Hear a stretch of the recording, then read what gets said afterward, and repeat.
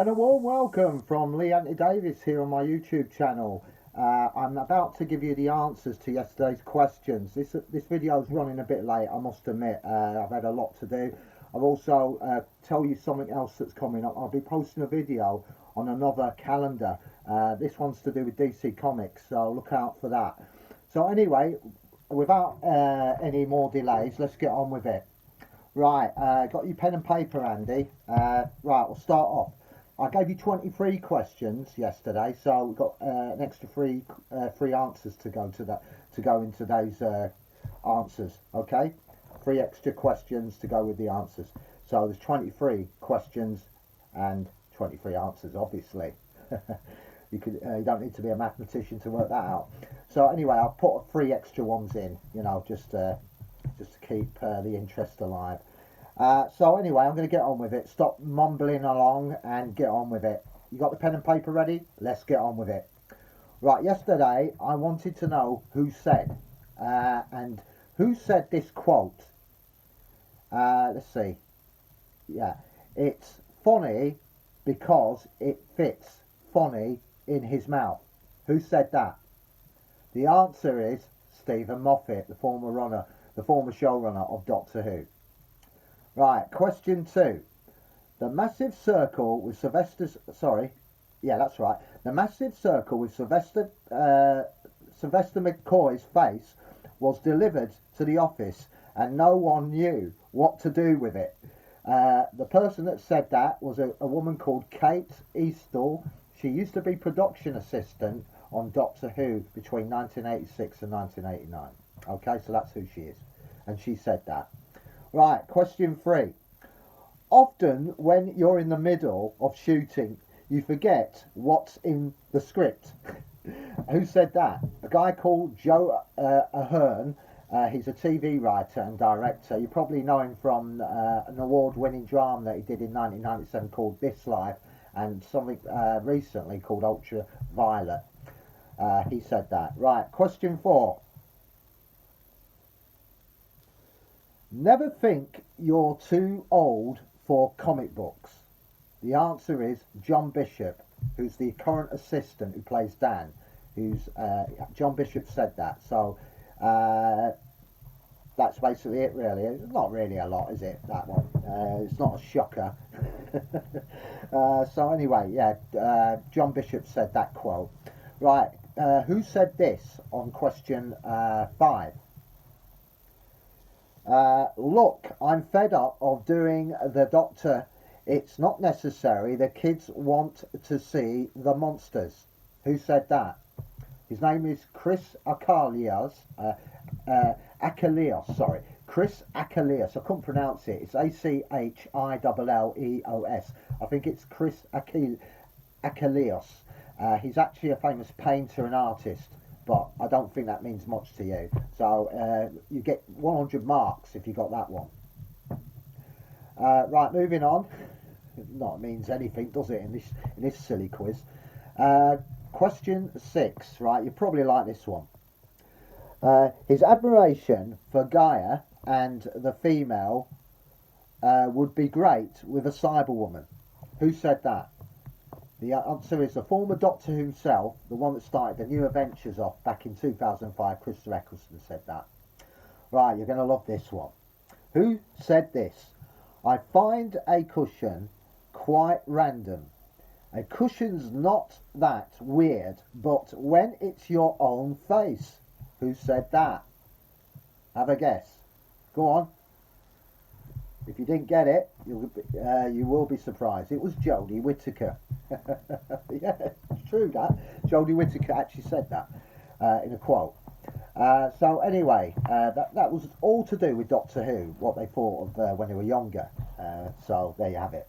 Right, so that's question 7 out of the way. Moving on to question 8.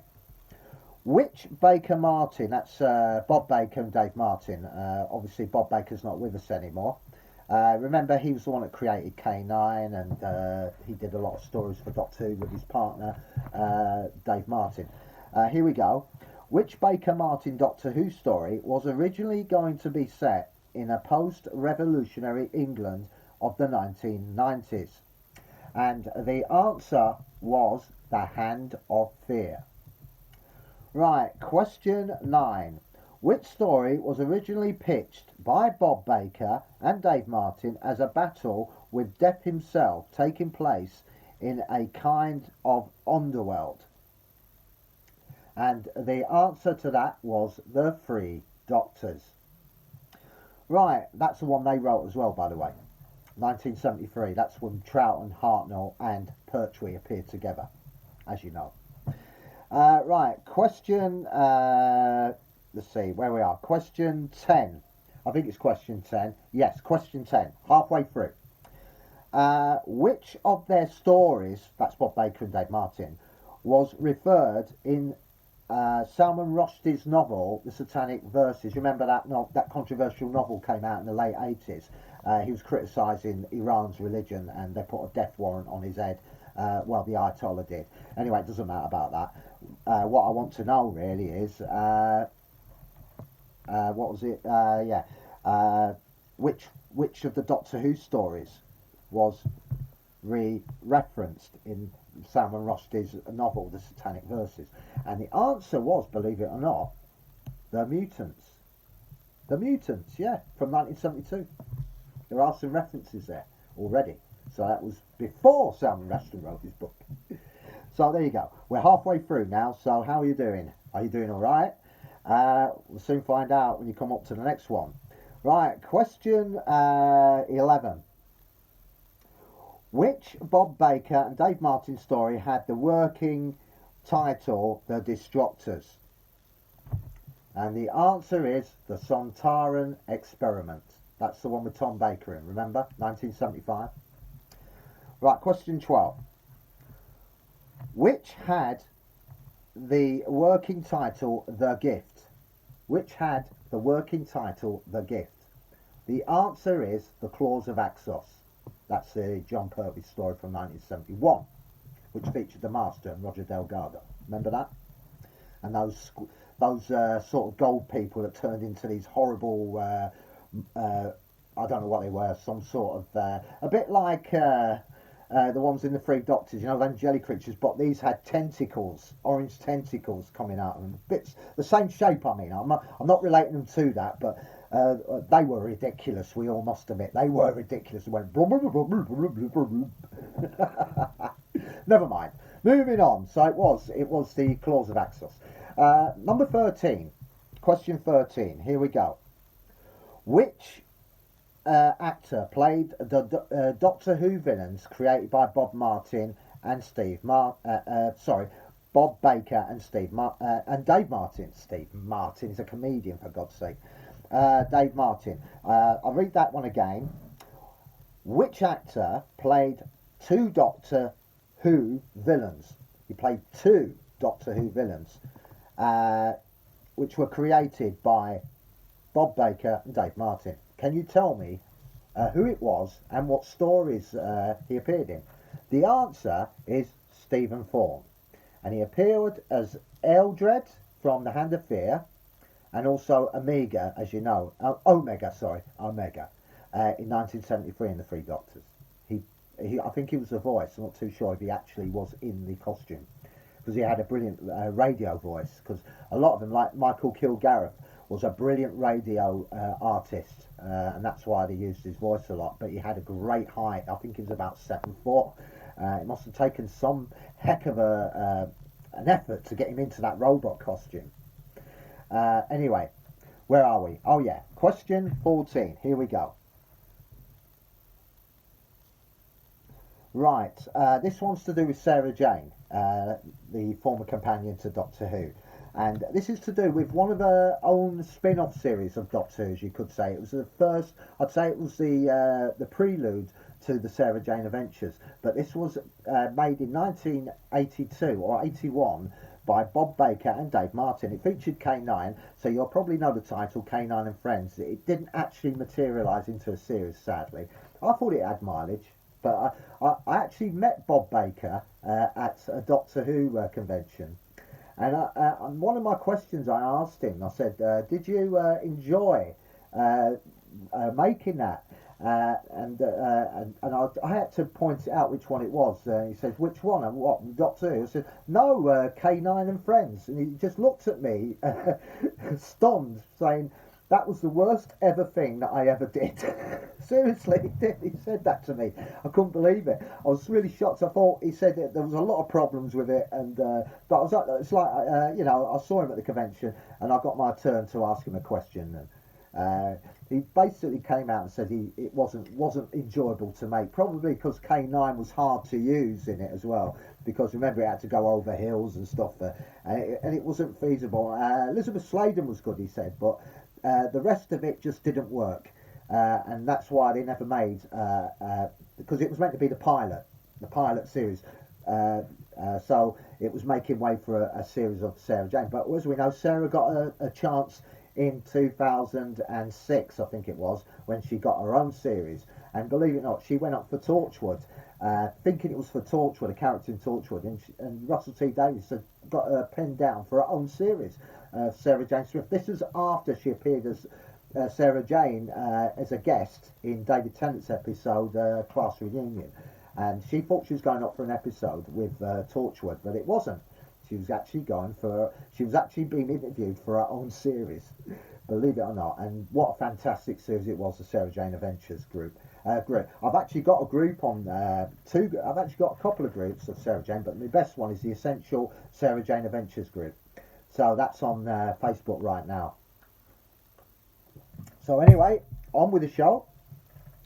Where are we now? We're at question. We're not at question anything. I haven't asked it yet. I just gave you a little story, didn't I? As boring as it can be. Right, question 14. Here we go. Which of the following items appeared in as props list for the legendary sequence actually featured in the Sarah Jane and K9 and Company, the one I was just talking about? All I wanted from you was a yes or no, and I'm going to read them out. Right. Are you ready? Question 14. Did a typewriter case appear in it? Right. And the answer is yes, it did. It featured on the table. On the set. It was there, I can assure you. If you've got the DVD, you can watch it. You can see the typewriter case on there. Right, next one. Question 15. Was there a plain lead pencil on the table? And yes, the answer is yes, there was. Also, well, I've just said it, is on the table. Right, moving on. Moving on to question, let's see. Question 16. Was there a Spiral reporter's notebook on the table? The answer is no, there wasn't. Sorry, I've lost the thread. It doesn't matter because it's only a bit of fun anyway. Question 18. I think it's question 8. Yeah, question 18. Was there a tulip champagne glass on the table? And the answer is no, there wasn't. Question 19. Was there a special push button phone to go in the car on the table? And the answer was no, there wasn't. Like that was the original mobile phone, by the way, and we're talking the early 80s, so you can see what I'm talking about. So it wasn't there anyway. Right, we're moving on to the final four questions. Question 20. Was there a Guardian newspaper on the table? And the answer was yes. Sarah was well, it wasn't on the table. She was actually, well, it was, but I'll just go through this. Yes, the answer is yes. Sarah was holding it when she sits on the wall, at the beginning of the credits, I believe, and also on the table as well. It was on the table as well, so they did use it twice. Right, question 21. Was there a smart document case on the table? And the answer is no. Absolutely an emphatic no. Right, coming down to the last two questions. Was Sarah Jane's smart luggage on in the actual set? Was it on the room? Was it in the room at all? And the answer is no. She does have a suitcase in the episode itself, but it's not in the titles. So it did appear, but not in the titles itself. So she doesn't really have one, apparently. Uh, this quiz is crap, innit? I do sympathise. Anyway, moving on. Let's move on swiftly. Question 23. Right, as I said, I wish I never put those extra 3 questions in. Right, question 23. The last one. Did she have a plaid travelling rug at all in the actual episode? And the answer is yes, she did. She was sitting on the wall. As you, I think she had a rug with her at the time under her arm. I don't know, some crazy thing. But there you go. If you got that right, you've got more than I got right. I can't even tell them right, can I? That's it for today. These were just to clarify. These were I was giving you the answers now to yesterday's questions. Okay. I've got 2 more days to go. I should have gone out at 9 o'clock with part 4, but as you see, I'm running a bit late. But I will get it up as soon as possible, I promise. That will be questions from, forget the 3 that I just done, doesn't matter about that. It'll be from question 61 to 80. They're the questions I'll be asking. Also, I thought I'd mention it. I'll be putting another video up here later, just before the quiz. And it's on another calendar. This time it's about DC characters like Superman and I think Batman as well is in there. And I went and bought it, so I'll show you that here. It won't last long, I promise. It'll be about 10 minutes at most. I'll just go through it with you. And I'll post it up as soon as possible. So thank you for tuning in. I'm no wonder you didn't get any right, because it's the way I tell them, or it's as they say, it's the way anybody tells them. But it's the way I tell them. You'll be lucky if you got 1 right. So anyway, I do appreciate you. It's only a bit of fun. I do appreciate you coming on, watching this video, taking part. Like I said, 2 more to go. I've got part 4 coming up very shortly, so tune in for that.